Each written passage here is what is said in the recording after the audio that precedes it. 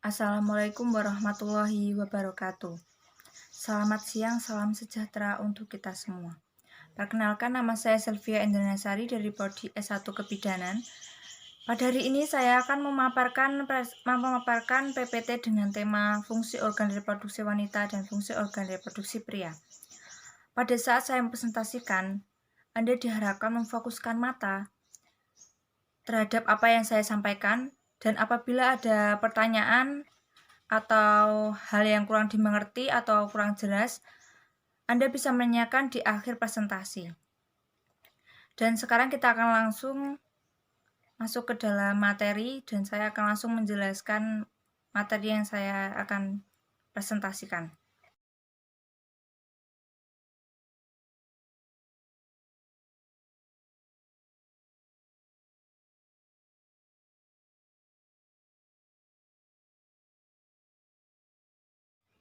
Organ reproduksi pria dibagi menjadi dua, yaitu organ reproduksi luar dan organ reproduksi dalam. Organ reproduksi luar dibagi menjadi dua, yaitu skrotum dan penis. Sedangkan organ reproduksi dalam dibagi menjadi tiga, yaitu testis, saluran reproduksi, dan kelenjar kelamin. Saluran reproduksi terbagi menjadi dua, yaitu epididymis dan vas deferens.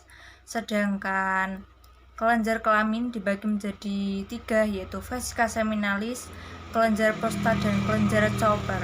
Alat reproduksi pria dibagi menjadi dua, yaitu penis dan skrotum.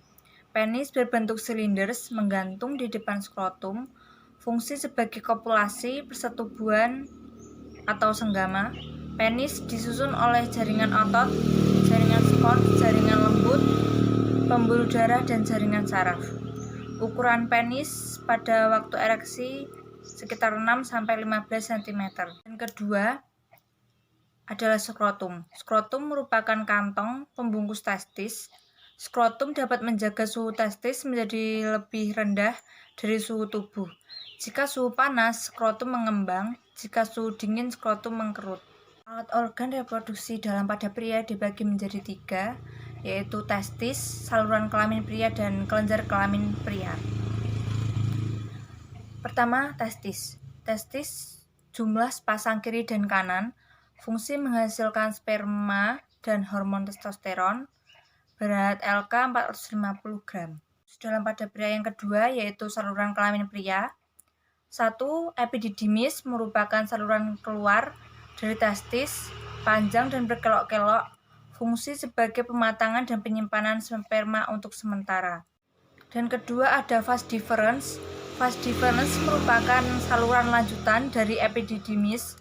Saluran ini berakhir pada kelenjar prostat, berfungsi untuk mengangkut sperma dari epididymis menuju kantong sperma, yaitu vesica seminalis. Ketiga ada ductus ejaculatoris, merupakan saluran pendek yang menghubungkan kantong segmen dengan uretra. Saluran tersebut mampu menyemprotkan sperma hingga masuk ke dalam uretra dan selanjutnya mengalirkannya keluar. Dan yang terakhir ada uretra. Uretra merupakan saluran terakhir dari saluran reproduksi pria, berfungsi sebagai saluran segmen dari kantong mani dan sebagai alat ekskresi atau membuang urin. Dan alat reproduksi dalam pria yang ketiga yaitu kelenjar kelamin pria. Yang pertama ada vesica seminalis, berfungsi untuk mengekspresikan cairan kental yang mengandung zat-zat makanan bagi sperma atau semen. Cairan itu berwarna jernih, kental, berlendir, dan mengandung asam amino dan fruktosa. Fungsi kedua yaitu mengekspresikan prostaglandin yang berfungsi merangsang kontraksi otot uterin untuk mendorong segmen mencapai uterus. Yang kedua ada kelenjar prostat, berfungsi mengekspresikan cairan encer seperti susu, bersifat basa sehingga dapat menyeimbangkan keasaman residu urin di uretra dan keasaman vagina.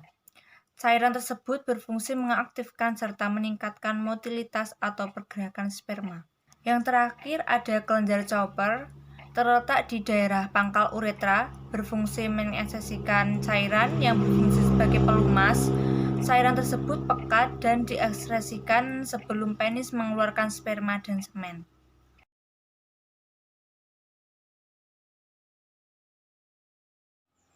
Dan selanjutnya kita akan membahas alat reproduksi pada wanita. Alat reproduksi pada wanita dibagi menjadi dua, yaitu alat reproduksi luar dan alat reproduksi dalam. Alat reproduksi luar terdapat vulva, labia mayora, labia minora, klitoris, himen, dan lubang saluran vagina. Dan alat reproduksi dalam ada ovarium, oviduk atau tuba fallopi, uterus, dan vagina. Alat kelamin luar yang pertama ada vulva.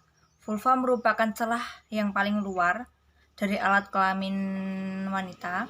Dan kedua ada labia mayora atau bibir besar, berukuran tebal karena dilapisi lemak, fungsinya melindungi vagina.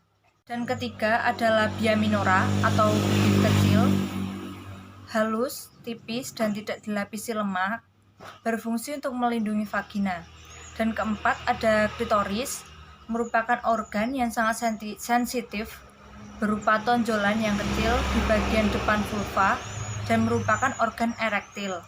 Kelima ada lubang vagina, dan keenam ada selaput darah atau himen, merupakan selaput mukosa yang banyak mengandung pembuluh darah. Kelamin dalam wanita, yang pertama ada ovarium. Ovarium merupakan organ reproduksi utama wanita.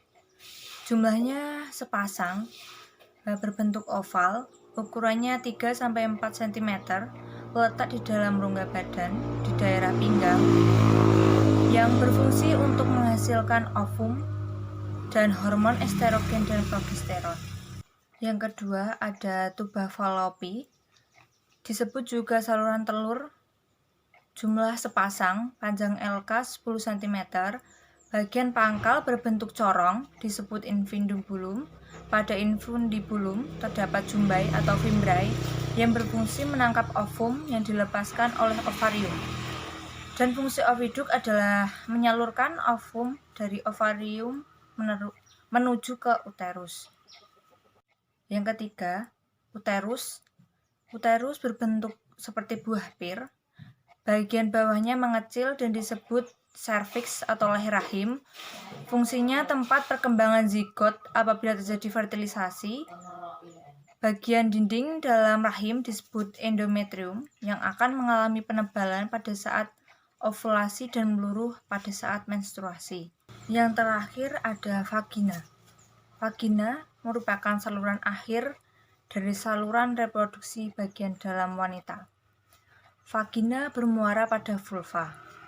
Vagina mempunyai dinding yang berlipat-lipat dengan bagian terluar berupa selaput lendir, bagian tengah berupa otot, dan bagian dalam berupa jaringan ikat yang berserat. Selaput berlendir menghasilkan lendir pada saat terjadi rangsangan seksual.